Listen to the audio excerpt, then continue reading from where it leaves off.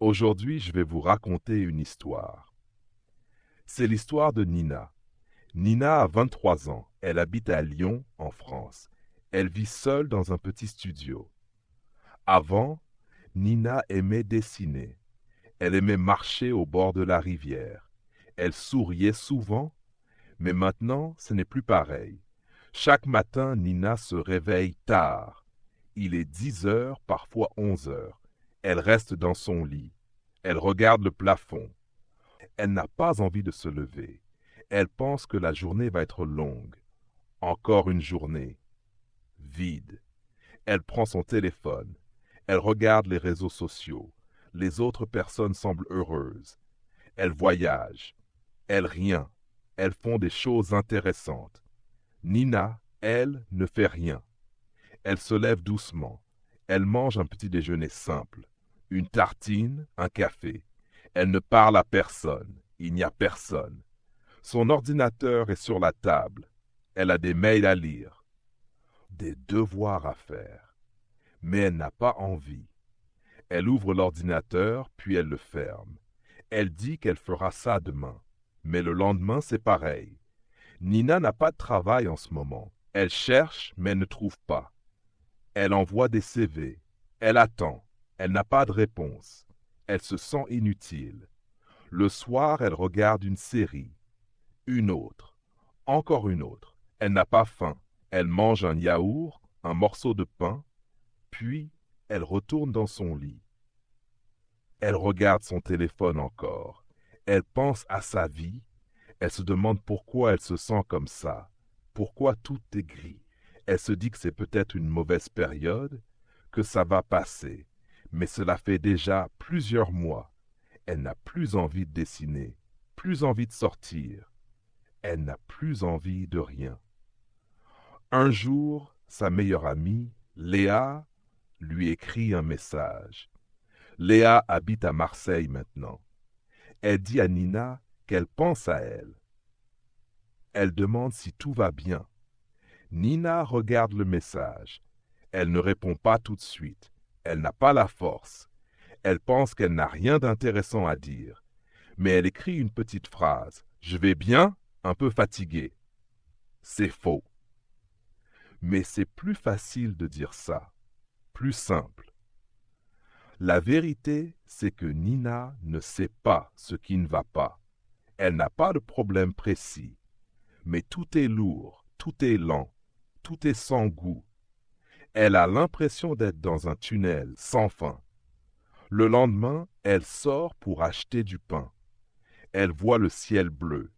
Il fait beau. Les gens marchent dans la rue. Ils parlent, ils rient. Mais Nina marche vite.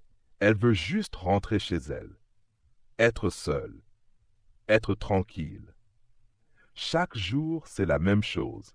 Un peu de sommeil, un peu de nourriture, beaucoup d'écran, beaucoup de vide. Un matin, elle se regarde dans le miroir. Ses yeux sont fatigués. Son visage est triste. Elle se dit qu'elle ne veut plus vivre comme ça. Mais elle ne sait pas par où commencer. Un mardi matin, Nina est dans sa cuisine. Elle boit un thé chaud. Il fait gris dehors.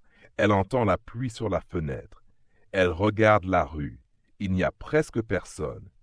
Juste un vieux monsieur avec un parapluie rouge. Elle pense encore à sa vie. Elle se demande pourquoi je suis si fatiguée. Pourquoi tout est difficile. Elle ne sait pas. Elle ne pleure pas. Mais son cœur est lourd. Elle décide de sortir. Elle ne sait pas pourquoi. Peut-être pour marcher un peu. Peut-être pour changer d'air. Elle prend son manteau. Elle met ses écouteurs. Elle marche lentement dans la rue. La pluie tombe doucement. Elle n'a pas de destination. Après 20 minutes, elle arrive devant une petite librairie. Elle entre. Il y a peu de monde. Elle aime l'odeur des livres. Elle regarde les couvertures. Elle ne cherche rien, mais elle se sent bien ici. Un homme âgé, avec un sourire calme, s'approche. C'est le libraire. Il dit bonjour à Nina. Il lui demande si elle cherche un livre. Elle dit non. Elle regarde juste. Il sourit encore. Le libraire s'appelle Paul. Il a plus de 60 ans. Il aime parler avec les gens, mais il parle doucement, sans pression. Il voit que Nina a l'air triste. Il ne pose pas de questions directes. Il lui montre un petit livre, simple, avec une couverture bleue. Le titre est « Les petites choses de la vie ». Il dit à Nina que ce livre est spécial. Il ne parle pas de grandes idées, ni de succès, ni de voyage. Il parle juste de petites choses.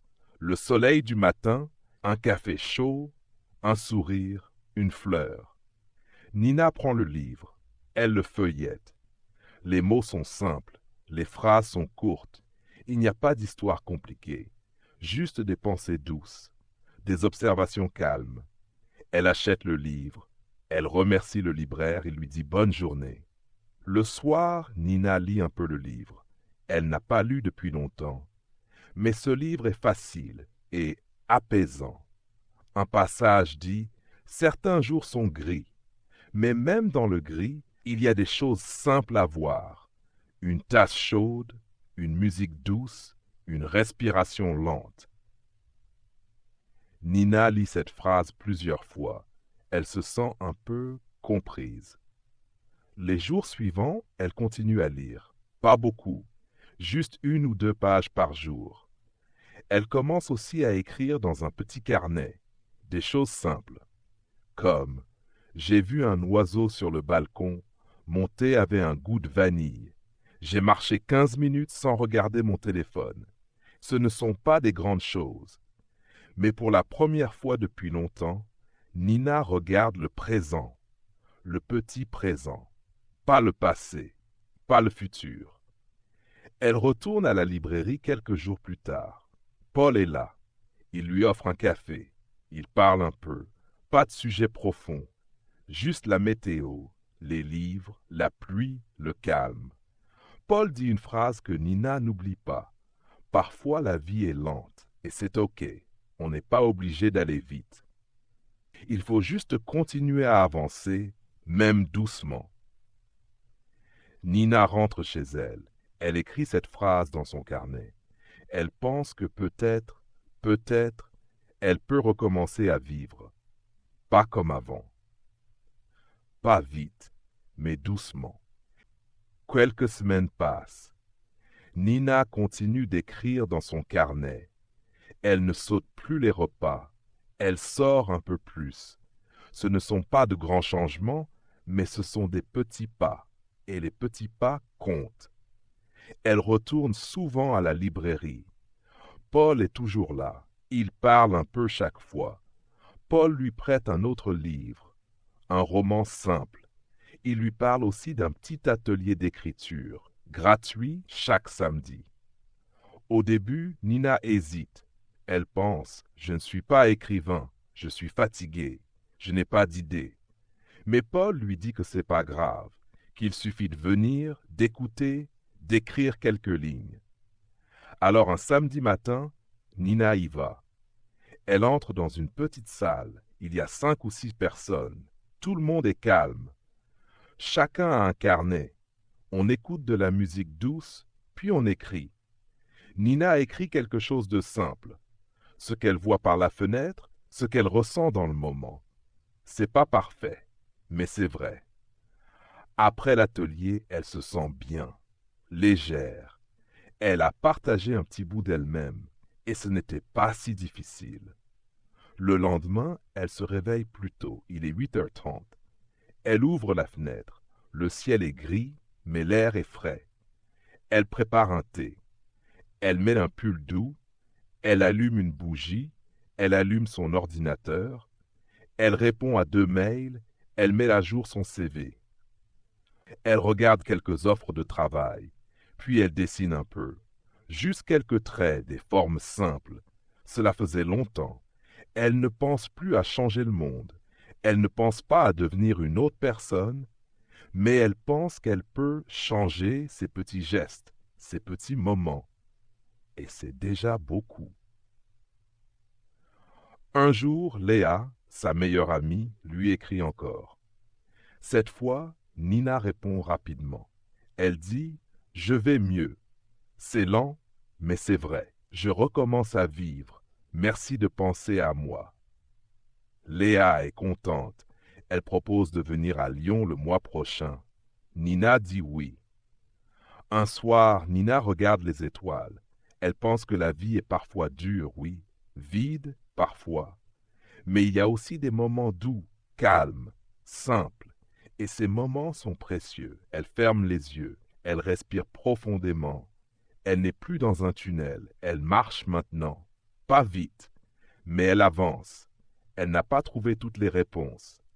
Mais elle a trouvé l'envie de chercher. Et cela, c'est déjà un nouveau départ.